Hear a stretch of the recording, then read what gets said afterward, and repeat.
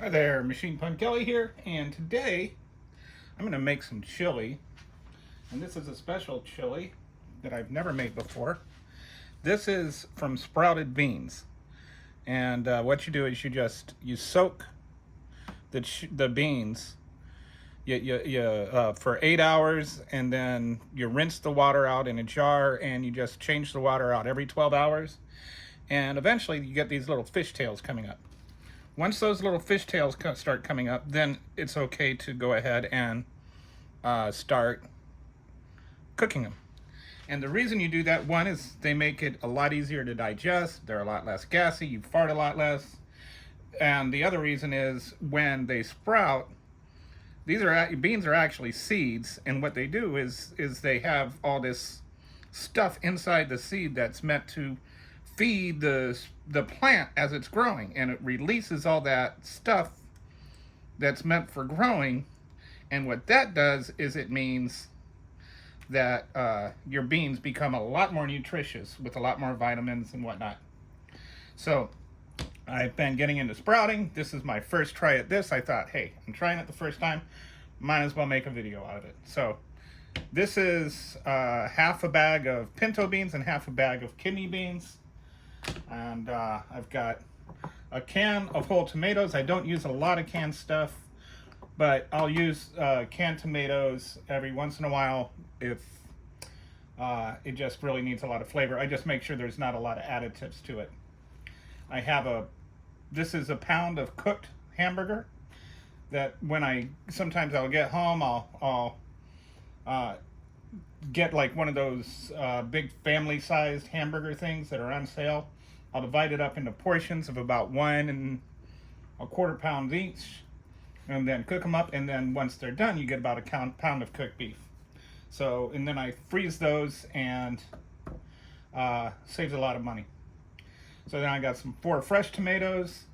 I find that the canned tomatoes give you like a depth, and the fresh tomatoes give you a freshness, a lightness, and the combination really works well. I've got 1 fresh bell pepper, some fresh cilantro. I have 1 white onion. Normally I use yellow onions, but I just realized I was out and didn't feel like going to the store. I've got my chipotle peppers here, which I soak in water just a little bit, just to rehydrate them a bit. And then I've got some fresh cilantro. All my veggies have already been washed. And I've got a box of bone broth, beef bone broth. So let's get going here. I'm just gonna, I know there's a lot of videos on how to chop an onion, but I have found that one of the best ways, especially if you're not like worried about the presentation of it, is they used to make these things called quick choppers. This one's like a Pampered Chef version of that, but if you've never tried one of these things and you want to just like chop some onions or veggies really quick, they're pretty neat. You just go like that, and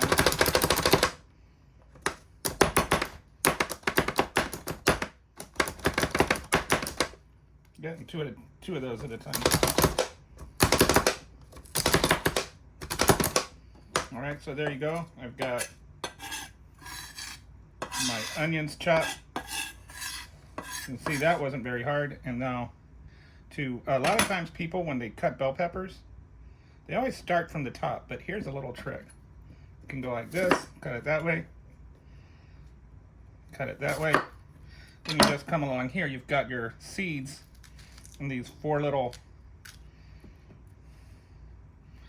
things, and you can just pluck those off, and boom. Whoops, wrong stack. Okay, and then just quick chopper them.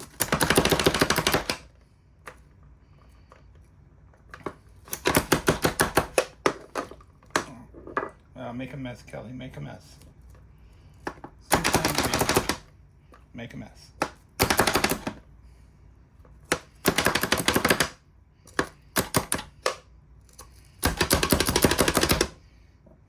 right. Sometimes the quick chopper has a little trouble getting through the skin on that, so we're just gonna do that. And right now, I'm just gonna clean up the mess. So I dried up the water that I just spilled, and cut that part out because nobody needs to see that. Here is some fresh cilantro. I typically, I've gone through both like cutting up cilantro and cooking it with the chili and putting it on top, and you know what I find does best is doing both.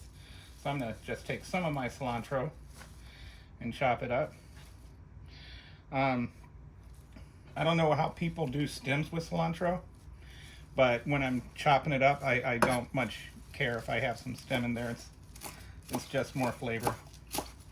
So I'm just gonna chop up some of this. I'm not too worried about the size of it because it's gonna cook down. What you want to do when you're cooking any kind of herb is chop it, not tear it. If you chop it, you get you preserve the flavor better. At least that's what I've heard. All right, so we've got a little cilantro there, and then I'm just going to quarter my tomatoes.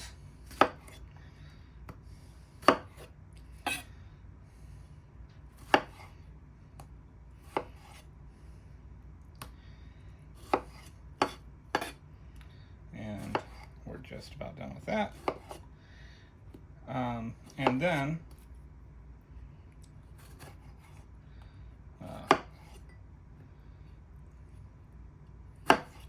and let's just, all right. So we've got our tomatoes quartered, cilantro chopped, celery chopped, or peppers chopped, onions chopped. That did not take long. And now we're ready to start cooking. So I've got some olive oil, or some avocado oil, heated up. And the first thing I'm gonna do is I'm just gonna put in my onions.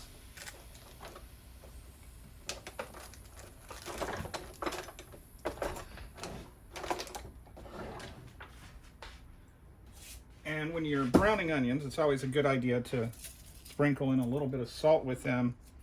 Gives them a little bit more browniness. I don't know what the word is. Helps them saute a little bit because the onion draws out the onion juice. I'm not going to caramelize them. I'm just going to cook them for a little bit. Just for a couple of minutes. And then I'll add my bell peppers. Rather than bore you with all this, I'll just speed all this part up. Okay, we're getting just a little bit of browning now, which is what I'm looking for. So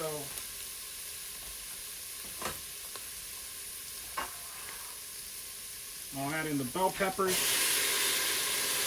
Give those a couple of minutes.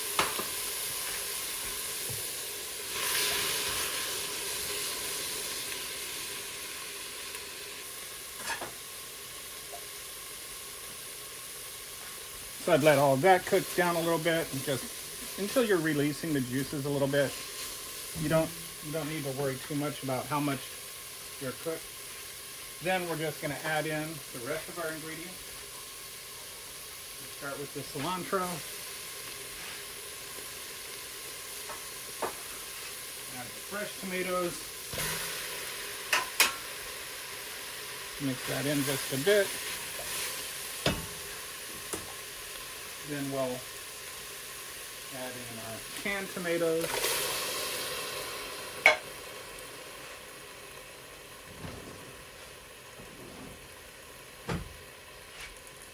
We're just gonna go in with our knife and just kind of, you don't really want to chop those up, but just, actually, you know what a good, I'm gonna use this.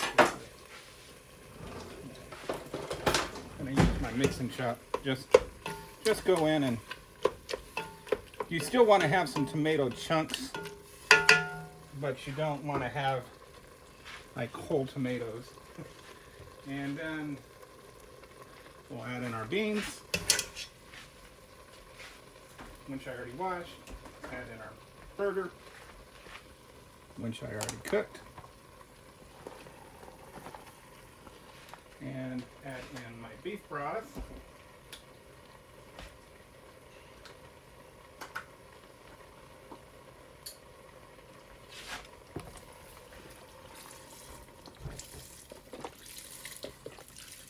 Which this is bone broth. So this is going to be much healthier chili than your average chili. Then I'm just going to stir everything up a little bit. As you can see, it's already starting to look a little bit like chili. These beans, typically I cook my chili in my pressure cooker to speed up the bean time, but doing it on stovetop right now, one, better visuals, but also because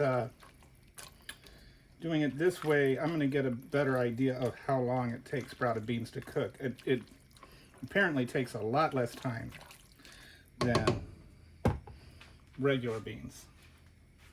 So now we'll just add in our seasoning. Just going to throw in the Chipotle peppers whole. I have my own chili powder mix that I use. This is a mix of red pepper, cayenne pepper, chili powder, maybe some other things. So I'll just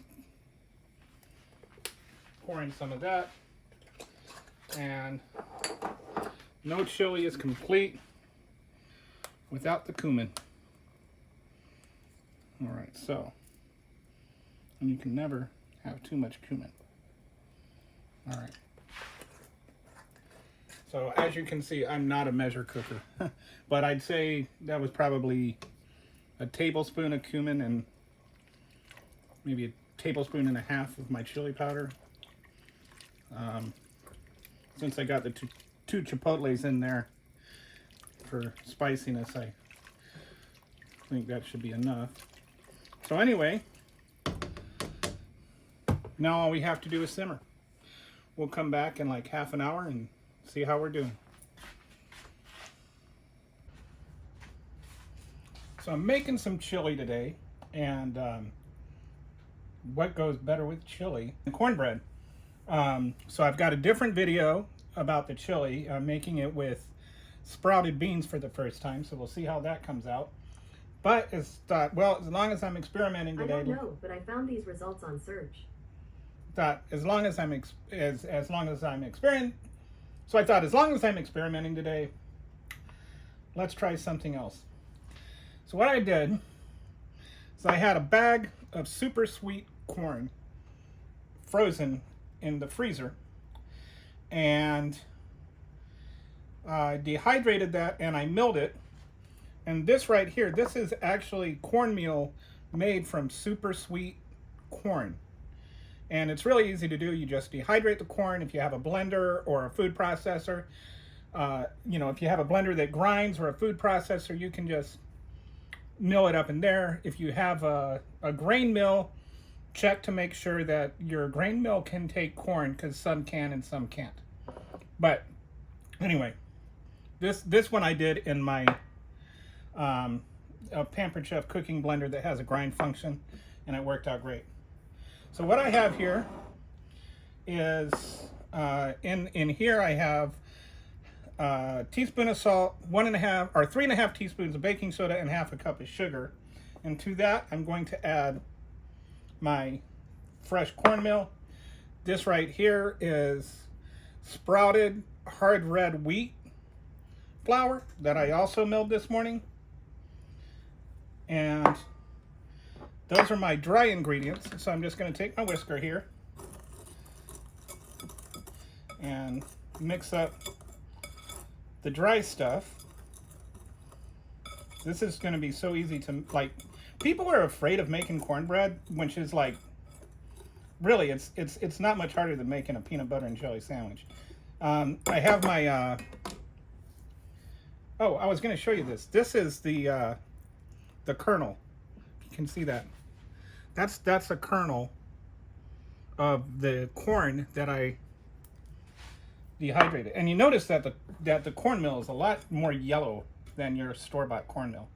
And one reason you can, it's better to grind your own grain is that the moment you grind grain, it starts losing its nutritional value. So if you use cornmeal versus fresh cornmeal, you get a lot more nutrition out of it. So anyway, I've got all that incorporated. So now I'm going to add 1/3 of a cup of avocado oil. You can use olive oil or some kind of vegetable oil or whatever oil you want to use. I prefer to use olive oil because it tends to be better for you, and because it has a pretty neutral taste profile. Sometimes I'll use olive oil if I want that flavor. I'm going to add 1 egg and 1 cup of buttermilk. You can use any kind of milk you want, including vegan or non-dairy milks. Okay, so now I've got all that in, and all that's left to do, just gonna break that yolk up a little bit with this guy. And then I'll mix it in with this. I don't like using a whisk for this kind of thing because stuff gets caught in between the whisks when it gets too thick. So I'm just going to use my rubber spatula here to mix this all up.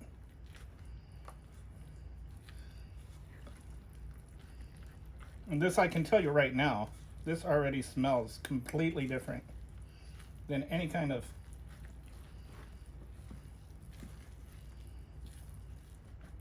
cornbread I've ever had.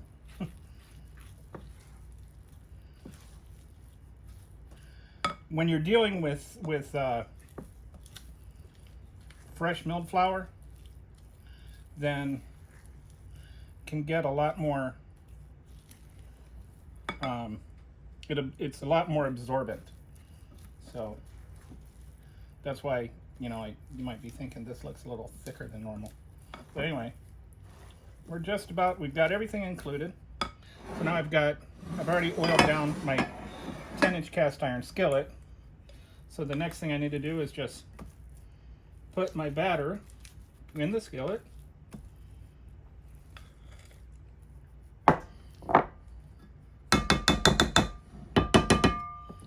And then I just need to put my skillet in the oven. Alright, so we're just going to smooth that out. And you can make muffins with this if you want, or whatever.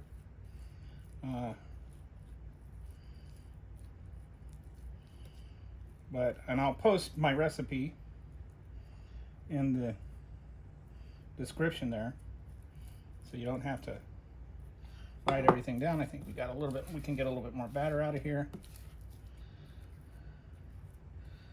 Okay.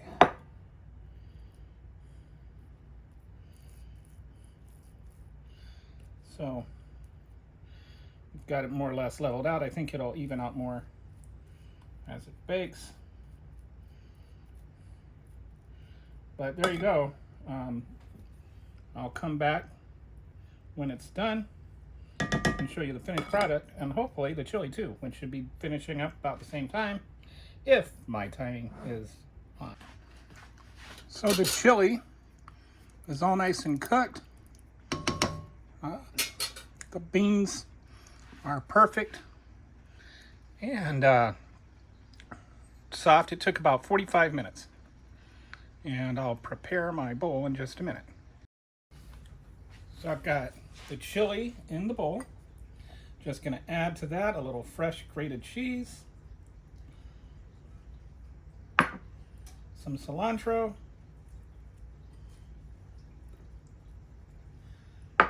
and can't have chili without a bit of sour cream.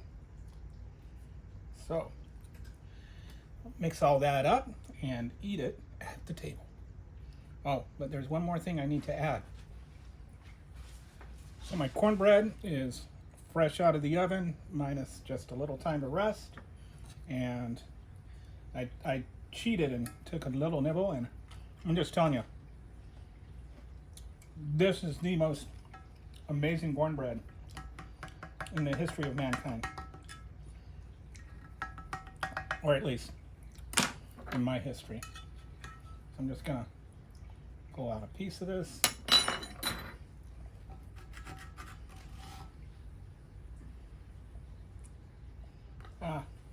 Kind of fell apart there. I should have let it rest longer, I think. But anyway.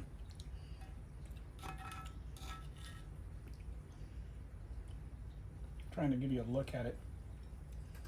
Look at that. Doesn't that look good? That's a little warm. Anyway. Can't have proper chili without proper cornbread. So there we go. Oh my god. Y'all need to try this. Oh my goodness, that is some good cornbread.